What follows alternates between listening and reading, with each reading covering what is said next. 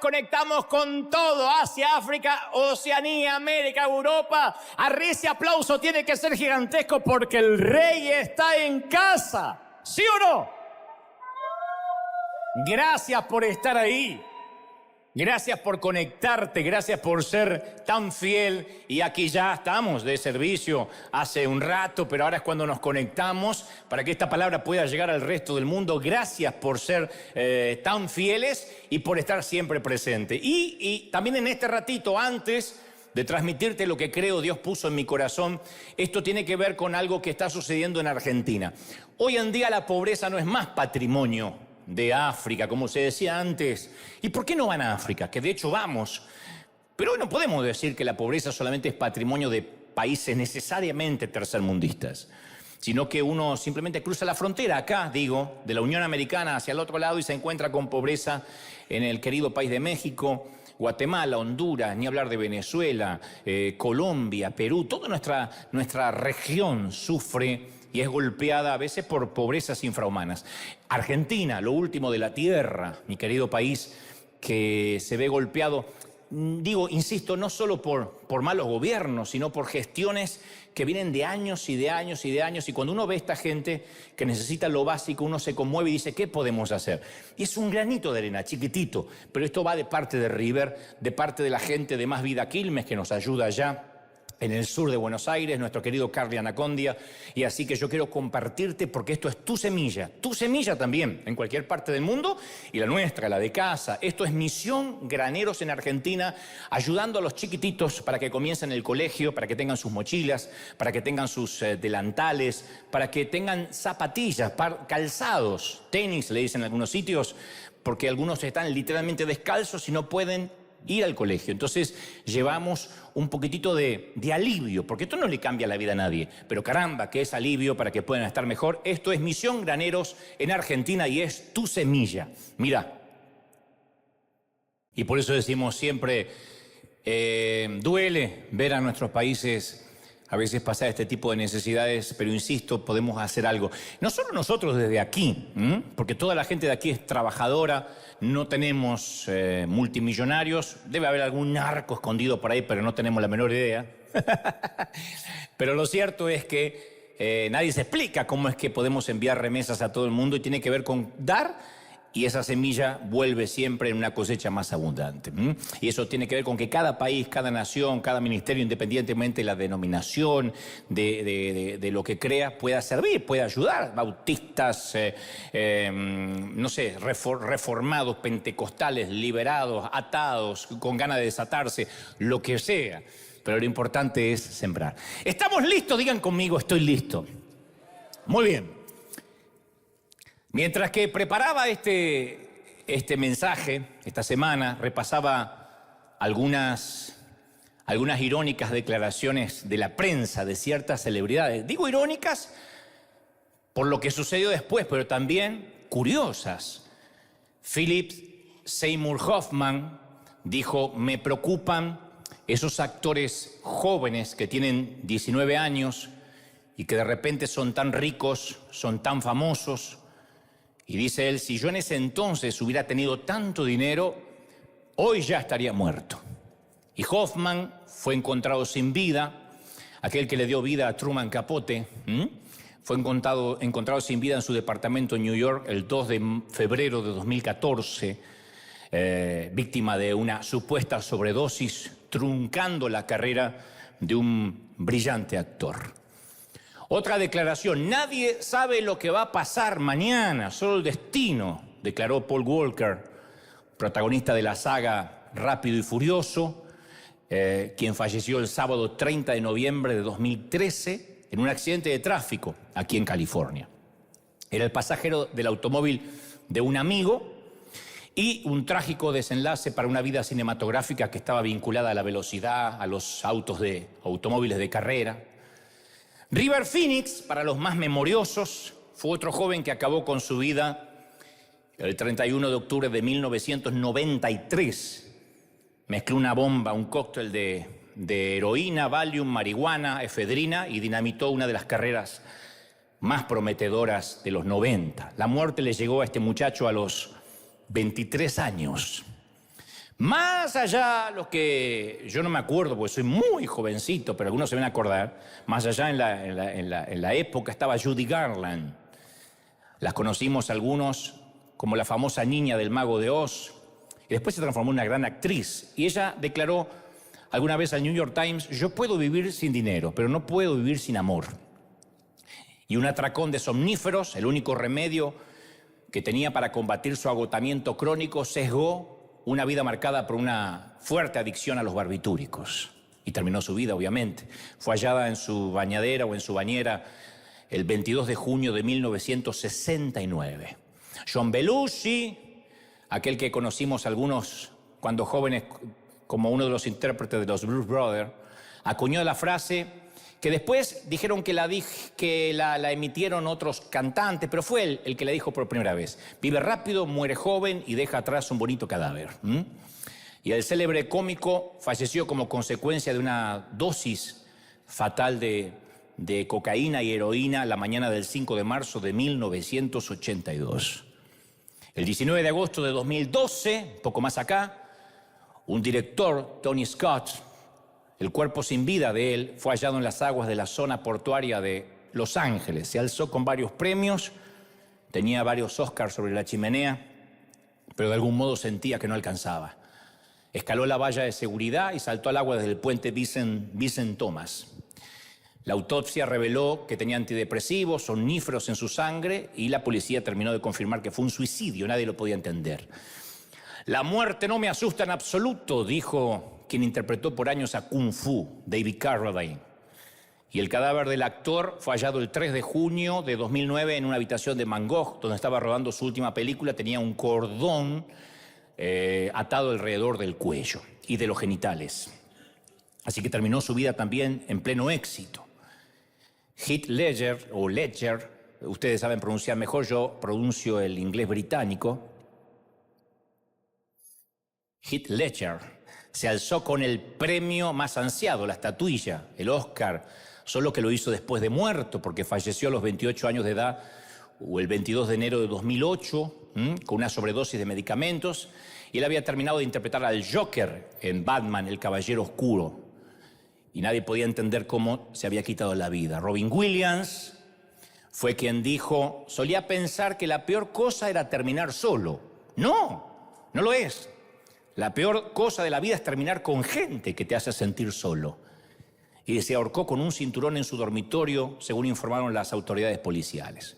Y finalmente, Elvis Presley, quien supo cantar en la iglesia, quien se crió en una escuela dominical, supo decir a la prensa: el Señor da y el Señor quita, parafraseando a Job.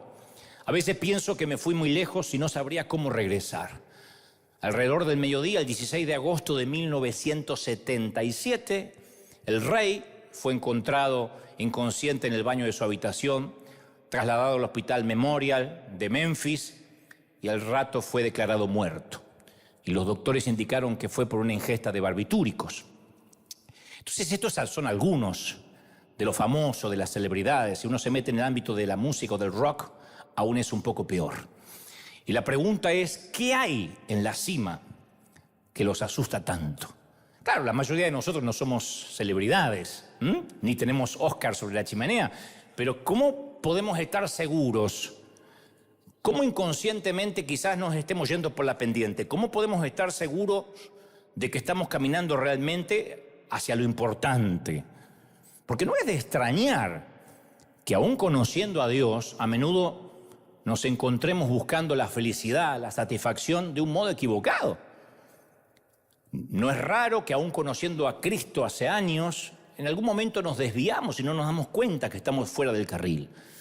La raíz real de esa insatisfacción, esa búsqueda fútil de la felicidad, traza sus orígenes desde el Edén. La pregunta de la serpiente da en el blanco de nuestro corazón. La pregunta que le hace a Eva: ¿es verdad que Dios le dijo que no comieran de ningún árbol del jardín? Y antes de eso, Eva se había deleitado en la provisión de Dios, porque podía comer de todos, menos de uno. Pero ahora ella decide que quiere más. Y ella decide que el único árbol que la hará feliz Y el único fruto que la hará feliz cuelga del único árbol, de la rama del único árbol del que Dios le prohibió tomar. Por eso al participar del fruto descubre lo que todos hemos descubierto en alguna ocasión, que la búsqueda de la satisfacción, de eso que está más allá o más allá de lo prohibido, es una carrera estéril, no nos hace feliz. Y pocas personas en la historia han tenido éxito en esta búsqueda de la satisfacción o de la felicidad hasta las últimas consecuencias. Muy pocos. Recién te di una lista de algunos que trataron de buscar la felicidad y por alguna razón no sé qué vieron en la cima que los asustó y no pudieron continuar con sus vidas. Pero en esa corta lista de los que lo han intentado todo está Salomón, el hijo de David, el rey de Israel durante el siglo X antes de Cristo. Uno conoce a Salomón por sus dichos, por sus proverbios, pero la historia lo muestra no solo como un hombre sabio del mundo en su época, claro, sino uno de los más ricos, de los más magnánimos, de los más excéntricos. Si alguien puede hablar de la experiencia de obtener todo lo que desea, es, señoras y señores, este hombre. Él es, al igual que el Tony Stark del universo de Marvel, Salomón se podía autodefinir como un genio, millonario, playboy y filántropo. Tenía todo lo que quería. Y con una riqueza ilimitada a su disposición, el magnate buscó la satisfacción en un desenfreno exhaustivo por decir, tiene que haber algo más detrás de aquel fruto, detrás de aquel árbol. Y registró sus hallazgos de este experimento en el libro llamado Eclesiastés. Todo lo que vivió lo registró. Si uno va al libro de Eclesiastés va a ver 12 capítulos de una lucha libre intelectual acerca de lo que importa y lo que no importa en este mundo. Él lo registró y lo dejó como registro para nosotros.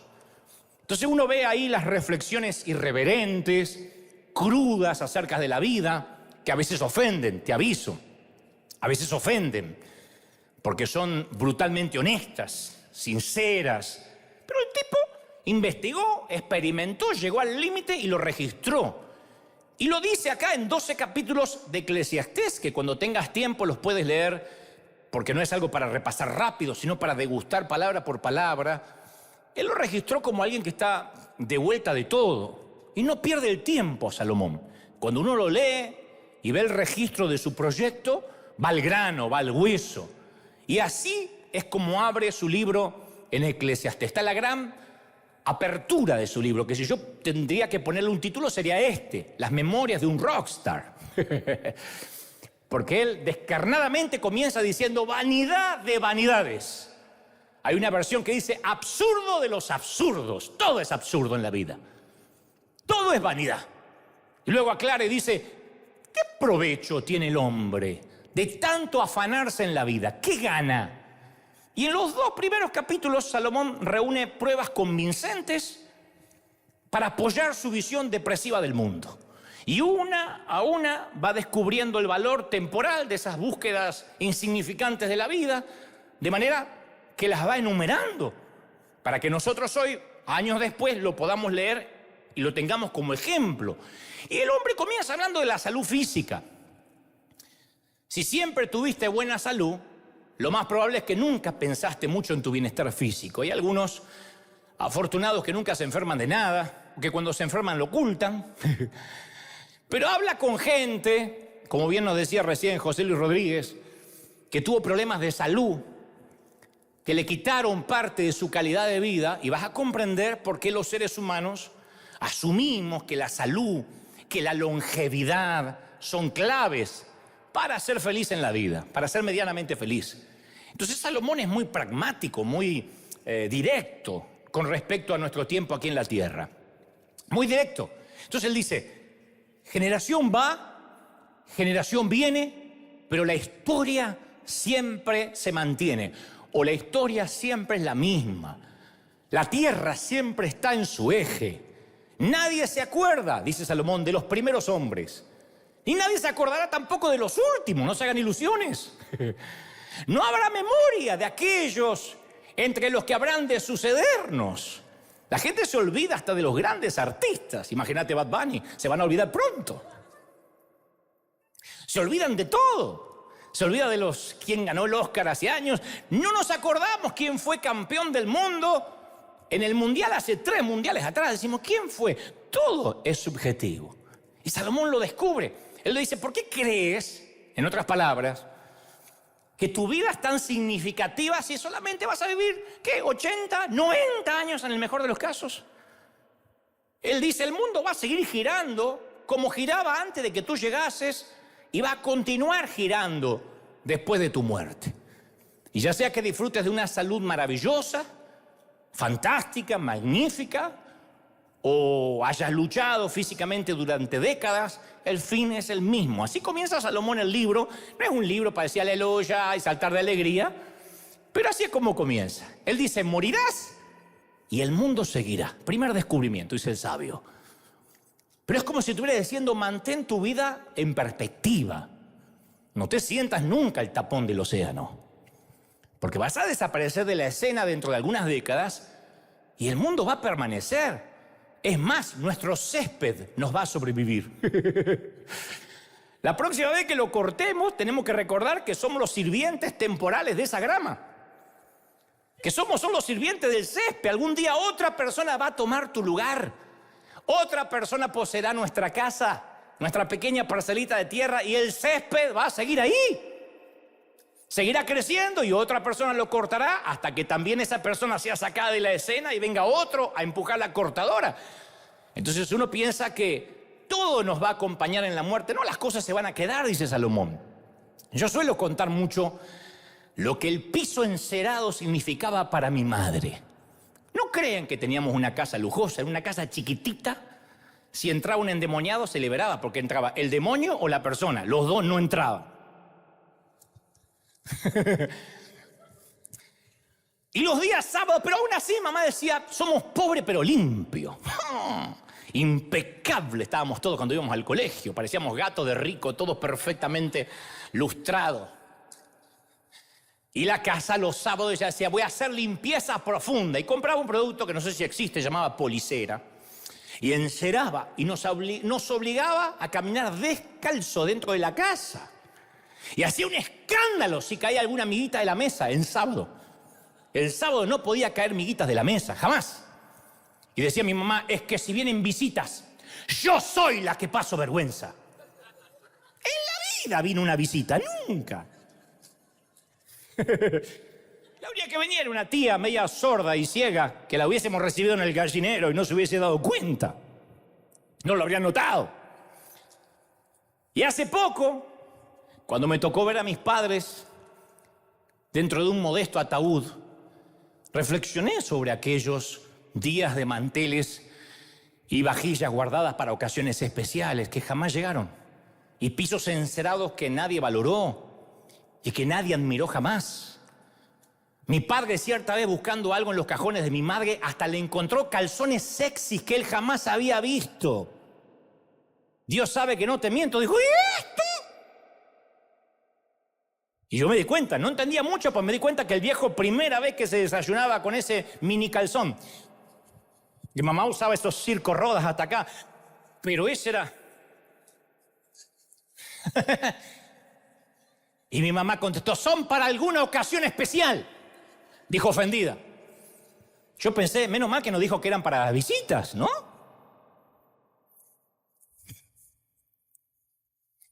Y más, en aquella casa de la infancia ya no se parece nada a lo que fue. Hace poco fui a esa casa y ya no está mi madre para mantenerla impoluta. Alguien más vive allí y dudo que les importe si caen miguitas de la mesa o si les obliguen a sus hijos a caminar descalzos los días sábados. Todos, dice Salomón, vamos a morir y el mundo seguirá girando sin nosotros.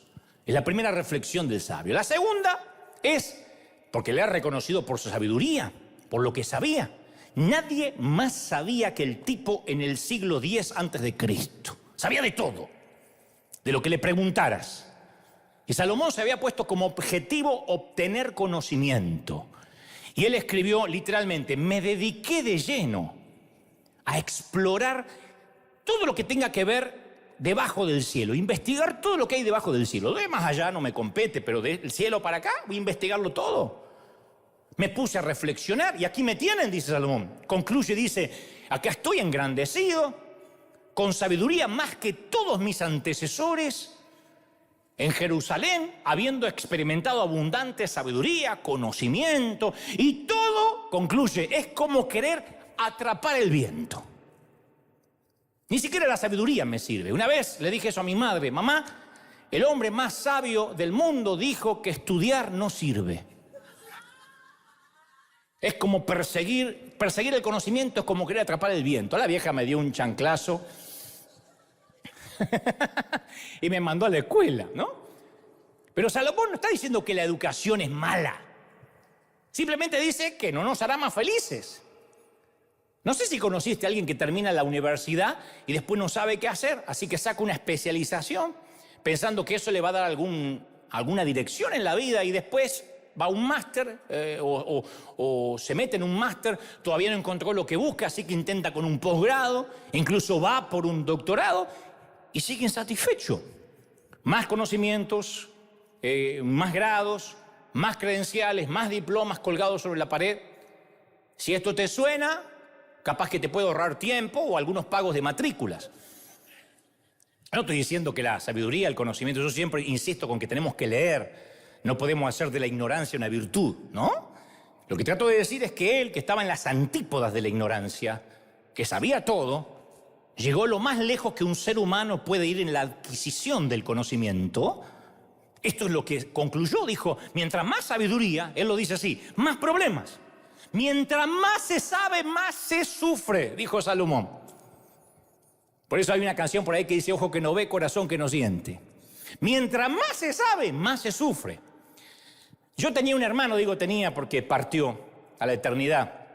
Tenía un hermano que era muy astuto cuando hablaba de mí, mi hermano de sangre, el que me seguía. Era muy astuto para hablar de mí, enfrente mío. Entonces él solía utilizar la psicología inversa. Nadie aprenda de esto, no lo repitan, ¿eh?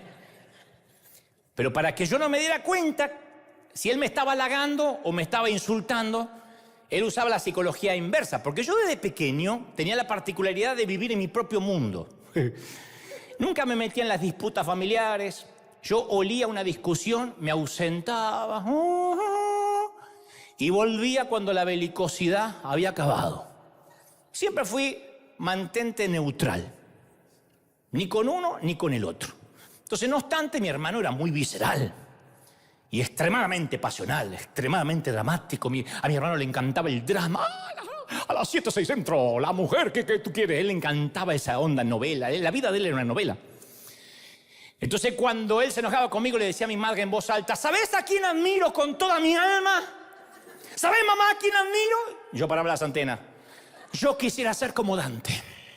Como Dante. Porque yo me preocupo por ustedes. Yo me preocupo por lo que sucede en esta casa, por la salud de todos, que todos estén bien. ¿Y vos lo viste a Dante? Él vive en la constelación de Andrómeda.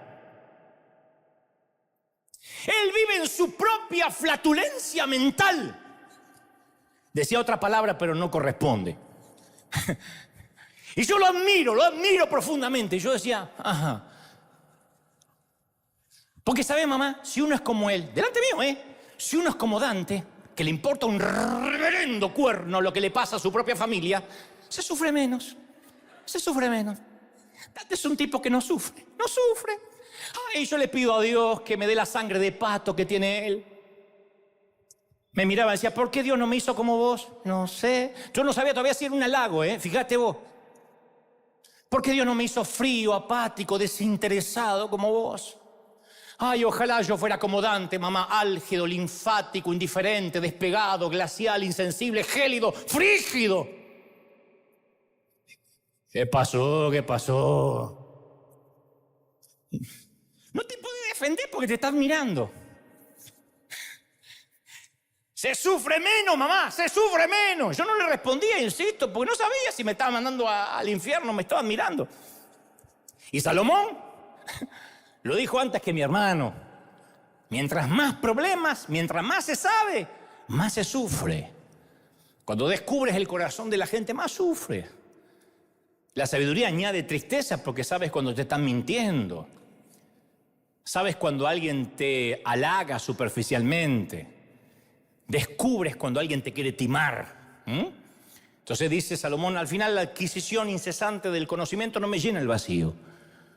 De hecho, algunas de las personas más miserables que a mí me ha tocado conocer pensaban que una ronda más de investigación, una excavación arqueológica más, un disco más, una portada más con su foto en un libro le daría lo que estaba buscando.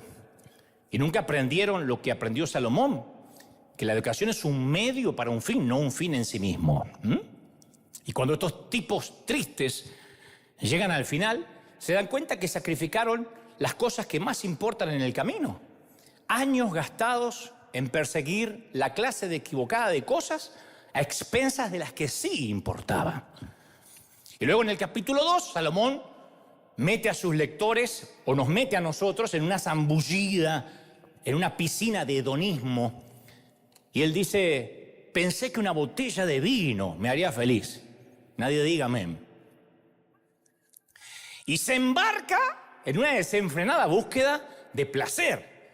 Y ahora está enumerando algunas famosas drogas de la época. Dice, en cuanto a los placeres, dice Salomón, ¿para qué sirven? Yo quise hacer la prueba de entregarme al vino y de aferrarme a la necedad. En un momento él no quería pensar y dijo, a tomar vino. Seguramente era Malbec mendocino argentino, que es el vino ungido.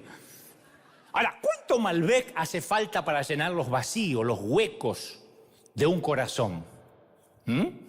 Ahí te voy a dar una pista, no hay suficiente vino en el mundo para eso. Los programas de desintoxicación están llenos de gente que descubrieron a las malas que el vino o las drogas o cualquier otra cosa en el torpe intento de anestesiar el dolor que no conduce a la vida feliz. Y luego Salomón dice, y también voy a hablar de ser adicto al trabajo. Yo no sé si el concepto de adicto al trabajo te suena familiar, ya sea porque conoces a uno o porque tú eres uno. La gente que busca el trabajo, igual que un alcohólico busca la siguiente copa o el siguiente trago, tiene una enfermedad. Nada más que eligió una droga diferente. El objetivo del adicto al trabajo no es un subidón químico, es la adquisición. Es el logro, estar en la cima, estar siempre arriba. Y Salomón corrió por ese camino. Dice, realicé grandes obras, me construí casas, me planté viñedos, noten que todo es plural. Cultivé mis propios huertos, mis propios jardines, y en ellos planté toda clase de árboles frutales. Me construí aljibes para irrigar los muchos árboles que allí crecían. O sea, que Salomón no se construyó una casa, se construyó varias. Tenía casas en Punta Cana, en Marbella, Beverly Hills. Tenía propiedades en Indian Creek, ahí donde vive Julio Iglesias y Ivanka Trump, en la bahía de Vizcaya. Una en Tijuana, por si no llegaba. ¿Qué sé yo? ¿Qué? Y eran suntuosos, con viñedos, jardines, huertos, aljibes. Algunos son capaces de gestionar el equilibrio entre su vida laboral y su familia, pero la mayoría de los empresarios no pueden. Me acuerdo que durante la secundaria yo conocí a un amigo al que yo le envidiaba mucho. No voy a decir envidia santa, envidia de la buena, Te envidio. Esa envidia que suelen tener las mujeres por una más flaca. ¡Ay! 5 hijos, mira el trasero que tiene. Mira, no entiendo. Se lo hizo. Se lo operó, se lo levantó. Bueno, esa envidia. Esto para que nos pongamos en la misma página, ¿no? Y este tipo, este muchacho, tenía toda su ropa en tiendas italianas. Yo le daba la ropa a mis hermanos. Y este vivía en un barrio privado. Yo también, pero privado de luz, privado de gas, privado de agua. Este tenía un barrio con seguridad. Su padre lo traía en una poderosa Renault Fuego, que era el auto del momento en Argentina. Quien tenía una Renault Fuego eran 3, 4 potentados en mi país. Entre ellos el padre de mi amigo, que era un pez grande de una empresa de telefonía, y se pasaba la vida viajando, lo dejaba al hijo solo en la mansión con todas las comodidades. Yo amaba esa vida. Una vez fui a su mansión y estaba solo. con una mucama que le decía, el niño quiere más. Yo decía, ay, Satanás, a mí mi vieja me manda, si querés leche, hacétela. Y yo tenía una sirvienta, la Ricky Ricón. Claro, el papá trató de arreglar su ausencia en la casa, comprando una casa de verano en la costa, otro departamento en Miami Beach, otro para esquiar en Bariloche, en el sur patagónico. Lo tenía todo el muchacho. Y un día, conversando, ya un poco más grandes, él admitió que él cambiaría sus vacaciones exóticas, sus mansiones, sin dudarlo, por padres que estuvieran cerca, como los míos. Y yo dije, bueno, pero mi papá y mi mamá no son un dechado de afecto. Y me dijo, no, pero por lo menos los tenés. Tu mamá te prepara la cena cada noche. Mis padres están divorciados, nunca veo a mi madre. Por lo menos tu papá está en casa todas las noches y los fines de semana. Duerme la siesta, le digo, pero está ahí durmiendo. Mis padres están siempre fuera. Lo único que tengo son cosas. Y no puedo comprar lo que tú tienes. Claro, el padre se pasaba la vida haciendo negocios, alegando, supongo, que se sacrificaba por sus hijos o por su hijo. Y en realidad lo único que le proporcionaba era cosas. Obviamente no puede un padre así deshacer los años que perdió mientras su hijo crecía, porque aquellos años ya se fueron. La vida no admite botón de rebobinado. Ojalá. Pero el tiempo es un gran timador que va pasando y nos hace creer que podemos hacer hoy lo que debimos haber hecho ayer o mañana, en su defecto. Entonces las personas más exitosas suelen ser quienes llegan para la cena o cuando ya están todos dormidos, para mantener un estilo de vida que la familia da por sentado. Alguien lo mantiene. Yo no estoy diciendo que si él debería trabajar menos o no trabajaría. No, todos viven de ese estilo de vida que dan por sentado. Y la mayoría de los que van a la vanguardia de nuestra sociedad, como grandes empresarios, grandes magnates, lo han pavimentado con su propia familia. Finalmente compraron la casa propia y perdieron el hogar en el trayecto. En el proceso olvidaron, como dijo alguien, que la mano que mece la cuna es la que gobierna el mundo. Porque nunca sabemos si estamos criando a un niño que va a descubrir la cura contra el SIDA, el cáncer, el ébola, el COVID. De nuestro seno puede salir un líder mundial, un presidente. Nunca sabemos a quién estamos educando. Mi mamá nunca supo a quiénes estaba educando. A mi hermano, que me admiraba por mi frialdad, y a este frío que después iba a inspirar a otra gente. Ella decía, prepárate, mijo, porque Dios te puede llevar quién sabe hasta dónde. Y si esta historia te revuelve, yo digo siempre, aún no es demasiado tarde. Porque aunque nuestros hijos hayan crecido, uno todavía puede construir, profundizar relaciones. Pero uno no puede correr tras el viento, pasando todo el día y toda la vida en una empresa. Y si eres un padre o una madre que se queda en casa, tampoco pases tu vida encerando el piso, controlando que nadie tire amiguita los días sábados. Y mucho menos te guardes calzones para una ocasión especial. Aunque sea tráelo el domingo, que nadie lo va a ver. Pero uno tiene que invertir en las cosas que realmente importan, ¿no? Que si uno fue un mal padre no lo resuelve necesariamente siendo un mejor abuelo. Y es fácil confundir trabajo con riqueza, porque a menudo una cosa nos lleva a la otra. Pero Salomón lo diferenció, porque uno implica una obsesión por conseguir logros, cosas. El otro implica una obsesión por posesiones, por ganancias materiales. Entonces Salomón dice, me hice de esclavos y de esclavas, y tuve criado, y mucho ganado vacuno y lanar.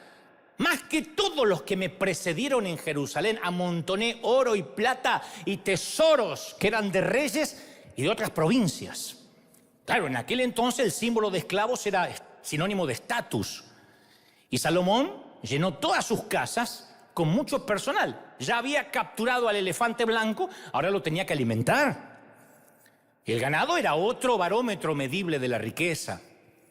Porque si los campos de tu propiedad estaban llenos de cabras y ovejas pastando, los vecinos sabían que eras rico. Salomón reconoce que quería mostrarle a todo el mundo que él era un potentado, que tenía innumerables rebaños, manadas, para llenar las colinas y los pastos de su propiedad. Por supuesto, después necesitó, es una cadena, es un círculo vicioso. Necesitó más personal para cuidar todos esos animales. Nada muestra tu riqueza más fácilmente que un montón de irrefutable dinero. El comercio exterior también era importante para el negocio, así que la fortuna que amasó Salomón incluía tesoros extranjeros. Yo conocí hace unos años a un productor artístico, amigo, que tiene un departamento muy cerca donde los muchos ricos atracan sus barcos, sus yates, sus veleros en el muelle. Entonces le pregunté, le digo, porque él puede también, le digo, maestro, le digo, estando tan cerca, tan cerquita del mar, ¿nunca se te ocurrió tener tu propio barquito, aunque sea chiquito? Y me dice, sí, esa era mi idea cuando llegué.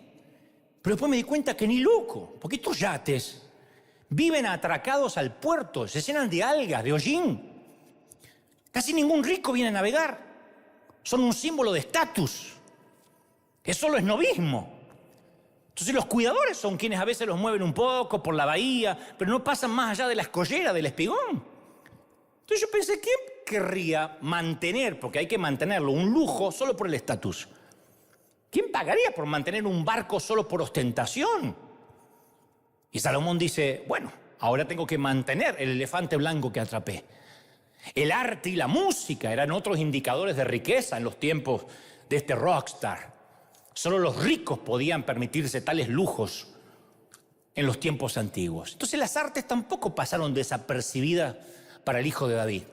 Porque además de todas las riquezas tangibles que poseía, también dijo, me hice de cantores y de cantoras.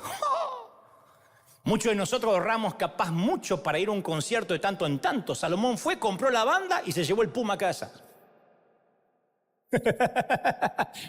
Vente. Y lo tenía el Puma para que le cantara.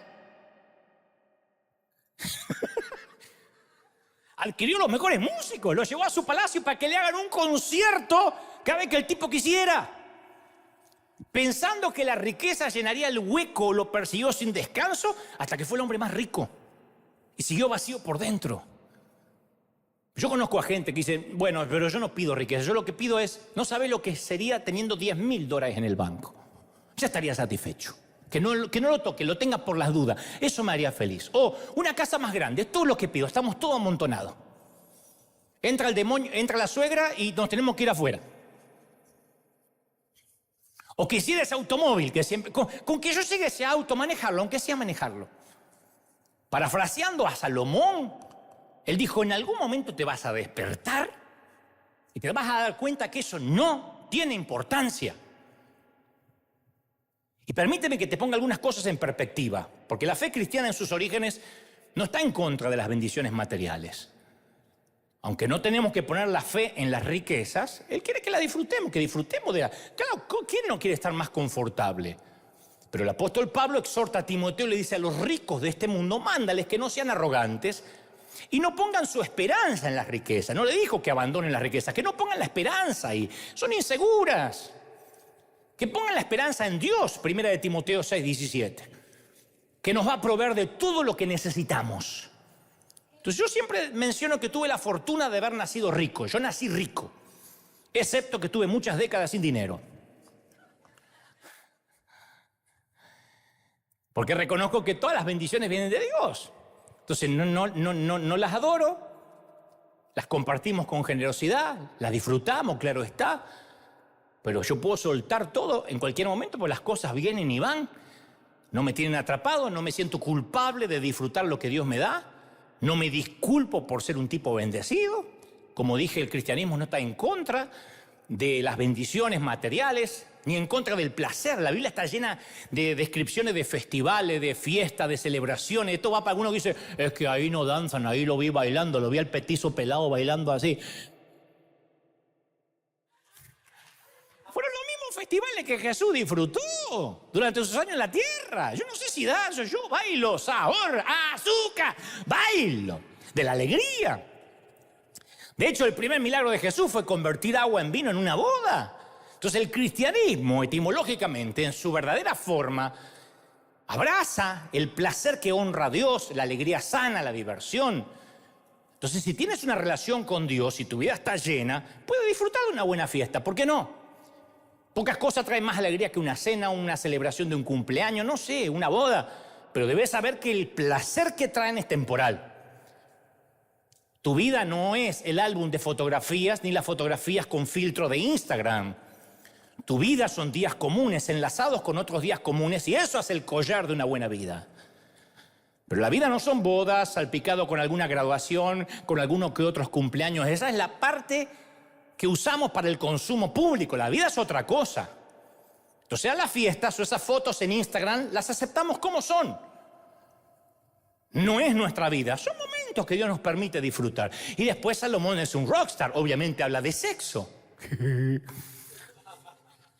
Jaja, dijo este.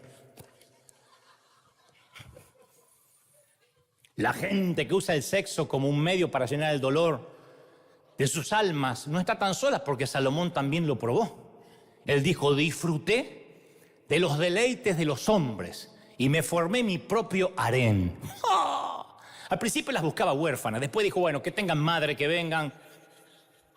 No tengo base bíblica para esto, pero me parece que sí.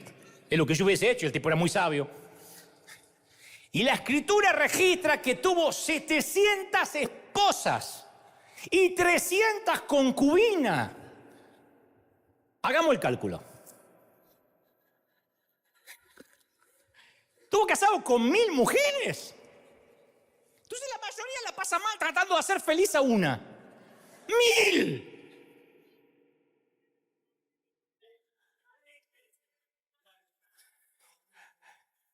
Dice, qué divertido. No, para pasar una noche con cada una, yo hice la cuenta.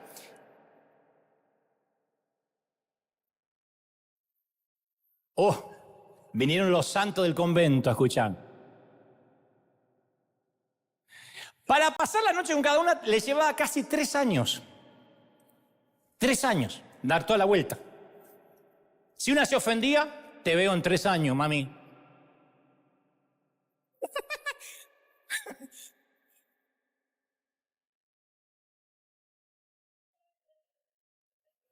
Esas mujeres eran de todo el mundo, de todas las religiones, era su diáspora personal.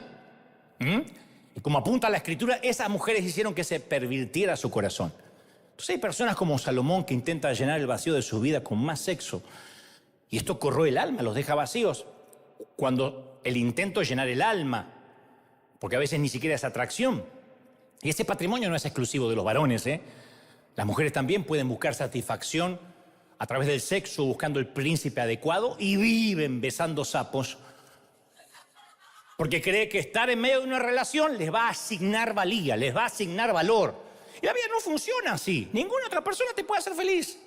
Ninguna cantidad de sexo te da satisfacción. Y luego, como todo rockstar, también habla de la fama. Él dice, me engrandecí en gran manera, más que todos los que me precedieron en Jerusalén. Me engrandecí. Mejor educación, mejores casas, mejores fiestas, mejores mujeres, vinos. Claro, para los estándares, Salomón era Luis Miguel. Era famoso, más famoso, que tenía más seguidores que Beyoncé, Ronaldo, Kim Kardashian y Justin Bieber juntos en todas sus cuentas de Instagram. Los paparazzis de la antigua Jerusalén hacían largas guardias periodísticas para tener una imagen de él. Y hoy, en nuestra cultura saturada de influencers, de gente que se hace famosa de la noche a la mañana, podemos pensar, sí, yo estaría bien si tuviera seguidores o más fama. Pero uno va y da un breve repaso por las noticias, como al inicio de este mensaje, y uno se da cuenta que si bien el suicidio, las drogas, los barbitúricos no son patrimonio de los famosos nada más, que ellos están más expuestos. Pero esto también pasa en los caseríos y bajo los puentes. Pero esa gente que a veces parece tenerlo todo, también, o por accidente, o a propósito, por una sobredosis, de pronto se sienten tan solos que gritan al mundo, necesito ayuda, estoy vacío. Y muy a menudo la fama rompe vidas. Y Salomón lo resume así en su intento de llenar el vacío. Dice, yo no le negué a mis ojos ningún deseo, ni a mi corazón le privé de placer alguno, sino que disfruté de todos mis afanes. ¿Qué saqué de afanarme? Lo escribe en Eclesiastés. Miré todas mis obras, el trabajo que me costó realizarlas, vi que todo era absurdo, que todo era vanidad, que no se saca ningún provecho, adquisiciones sin límites, placeres sin límites, una autoindulgencia total. Si eso nos llena el vacío, señores, ¿qué lo llena? Nuestra sociedad occidental supone de que más es mejor. Por eso muchos, no digo ustedes, sino los del otro servicio, llegaron aquí pensando que el sueño americano les daría la felicidad que no tenían o que no teníamos en nuestros países. No se cuestiona en la Unión Americana que más es mejor.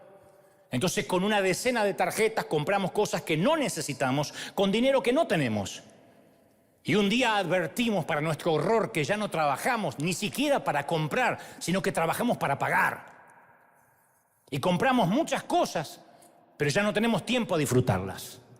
El sueño es muy caro, la vida muy corta, y cuando terminamos de pagar nos dimos cuenta frente al espejo que casi terminamos de vivir. Y Salomón jugó con esas reglas. Trabajó duro, consiguió sus sueños, y este experimento hedonista para él fue un absoluto y rotundo fracaso. No ganó nada. Y hace una astuta observación filosófica, con palabras muy honestas. Dice, aborrecí, odié haberme afanado tanto. Porque todo este fruto del afán, tengo que dejárselo a mi sucesor. ¿Y quién sabe si mi sucesor es sabio o necio? Pregunta que se va a hacer todo padre y madre algún día. ¿Quién sabe si no se va a adueñar de todo lo mío y lo va a dilapidar? Esto también es ridículo, esto es vanidad. Alguien me va a suceder. Hay quienes ponen a trabajar su sabiduría, dice él, sus experiencias para entregarle sus bienes a quien nunca movió un dedo. Esto es absurdo. Yo comprendo esta desilusión. Claro, porque le echa un vistazo a la realidad y concluye, yo me parto el lomo 50 años para construir algo y justo cuando tiene sentido, se lo tengo que dejar a algún imbécil cuando me jubile. Nada que ver con tus hijos, estamos hablando de Salomón. Antes que Sting, George Lucas y Elton John desheredaran a sus descendientes y dijeran tienen que trabajar porque la fortuna les va a hacer mal, antes que el viejo Barron Hilton dijera desheredo a París, a mi nieta, algunos tienen la menor idea, me encanta que lean solo Biblia y no farándula. Antes lo dijo Salomón. Él dijo, todo mi trabajo puede desaparecer por completo. Salomón miró el imperio que construyó y dijo, ¿y ahora qué? ¿Se lo voy a dar a algún badulaque de mis hijos? ¿Lo va a echar a perder? De hecho, el reino de Salomón terminó con su muerte cuando la nación de Israel se dividió en dos. El reino del norte en Jerusalén y el reino del sur en Judá. Y el lujoso templo que construyó para Dios, posiblemente el más suntuoso que cualquier otra estructura humana previa, fue destruida en el año 586 a.C. Entonces nosotros también hemos vivido épocas donde hemos visto imperios que eran indestructibles. Dijimos, esto va a ser para siempre. Y los vimos derrumbarse. ¿Quién hubiese pensado que empresas de miles de millones como Blockbuster, Kodak, Nokia, Panam, ninguno diga amén porque se le revela el ID, el documento, Atari, Olivetti, la Catedral de Cristal, el Barcelona del tiki-taka de Messi, Pep Guardiola? ¿Quién iba a pensar que iban a desaparecer? Cuida dónde pones tus esperanzas y sueños, porque se pueden evaporar. Y la Escritura registra la odisea hedonista de Salomón para ayudarnos a ver la vida en perspectiva, a decir, a ver, puedo aprender de sus errores. Yo alguna vez te conté que es posible que ninguno de nosotros haya pensado, quizás sí, dónde va a pasar sus últimos años o sus últimos días en este planeta. Nadie sabe cuándo morirá. Pero siempre menciono que por estadística lo más probable, gracias a la ciencia, es que terminemos, para nuestro bien, en una cama de hospital. Para bien o mal vamos a terminar en una cama de hospital. Entonces si alguno dice, a ver, ¿cómo me imagino morir? Lo más probable es que pases tus días finales tumbado en una cama de hierro, rodeado de oxímetros de pulso, algún tubo endotraqueal, sondas pleurales, bombas intravenosas, catéter de Foley, que es para orinar, respiración asistida. La mayoría vamos a terminar así. Y a mí me ha tocado estar en decenas de habitaciones así. Y cuando me toca acercar una silla, me siento a la persona que está en la línea de llegada, a veces en las horas o momentos finales, y he pasado por esa rutina muchas veces y sé cómo funciona. El patrón apenas varía. Primero, siempre cuento lo que nunca pasa.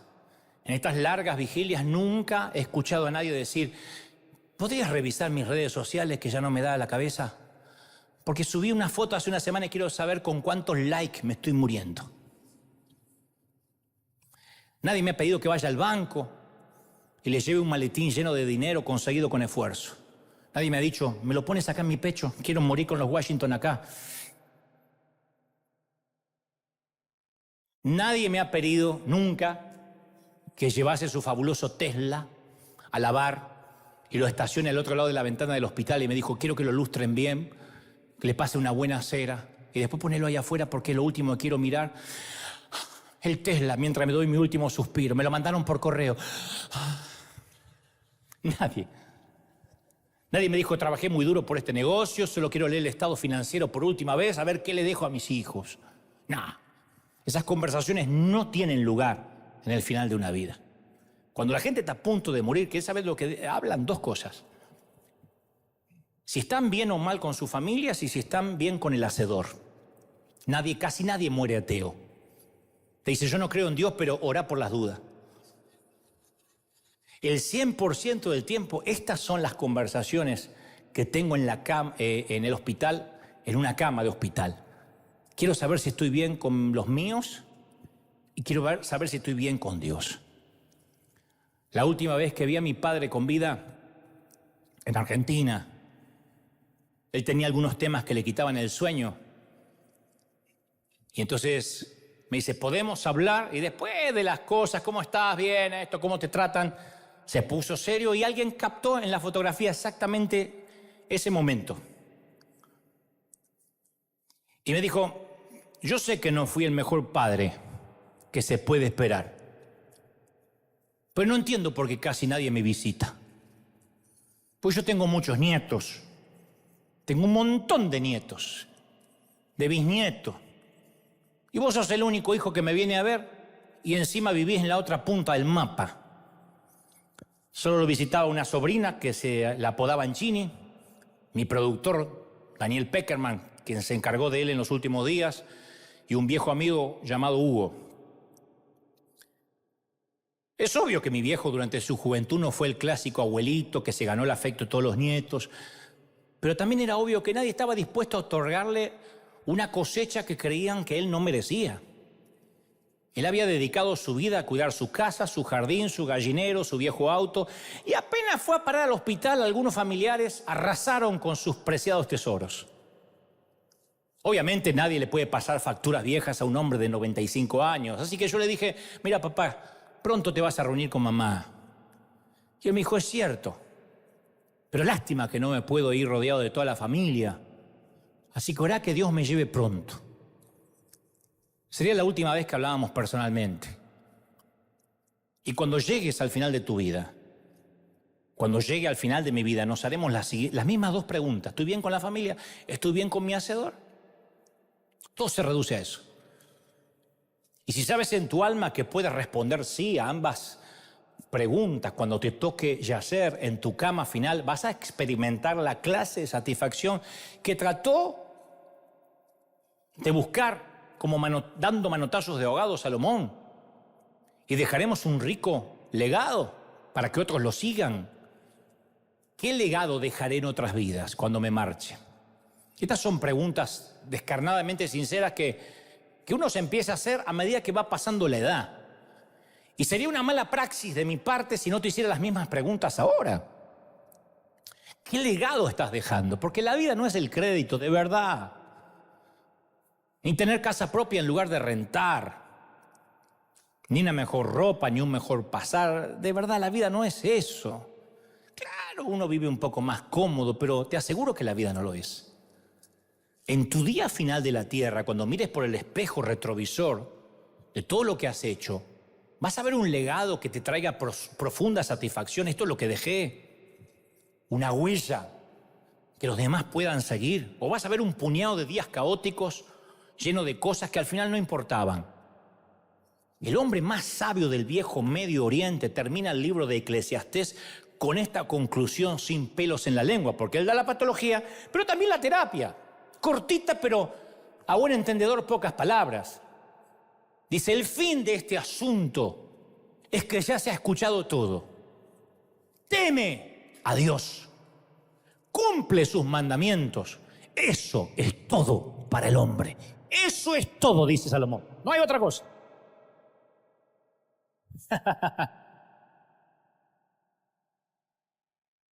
Solo hay un intento en esta vida. Ojalá habría un ensayo y después una función final. Y como te dije una vez, tenemos que irnos de esta vida sin degradarnos, sin corrompernos, conscientes del viaje que vamos a hacer. Y cuando lleguemos a la penumbra de nuestro atardecer, tenemos que enfrentar la muerte enteros y vivos. Que la muerte nos sorprenda vivos. No vivamos muriendo, muramos viviendo. Y debemos decir, hasta aquí llegué, con estoicismo, sin dar lástima. Y entonces nos habremos ido con reivindicación, con una vida bien vivida, plena, satisfecha. ¿Sí?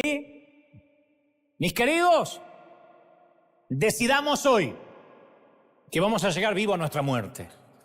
Y aunque algún día la mayoría llore nuestro deceso, nosotros vamos a reír por la eternidad, sabiendo que dejamos un legado, una huella clara, de modo que todos sepan que hemos estado aquí.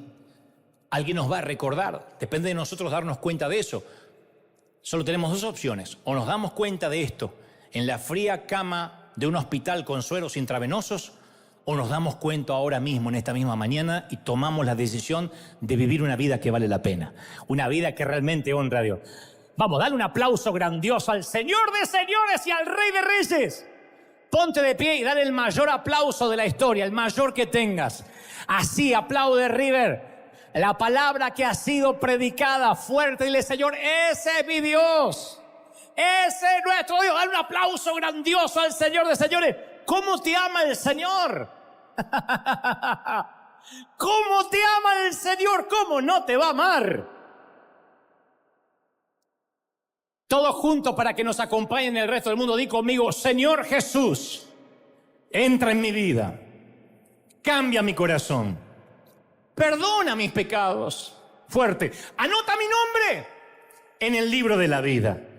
Gracias por salvarme, por amarme, por darme gracia.